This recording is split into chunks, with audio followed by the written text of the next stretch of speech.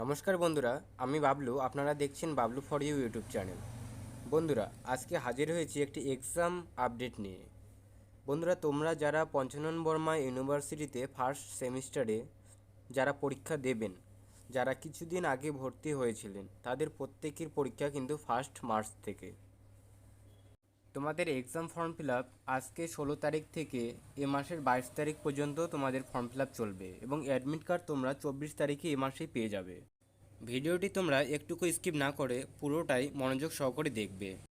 তোমরা তোমাদের কিভাবে ইউনিভার্সিটির রেজিস্ট্রেশন নাম্বার বের করবে এবং কি করে এক্সাম ফর্ম ফিল আপটি করবে, এই ভিডিওতে তোমাদের এ থেকে জেড পর্যন্ত পুরো প্রসেস তোমাদের ভালোভাবে লাইভ দেখিয়ে দেওয়া হবে।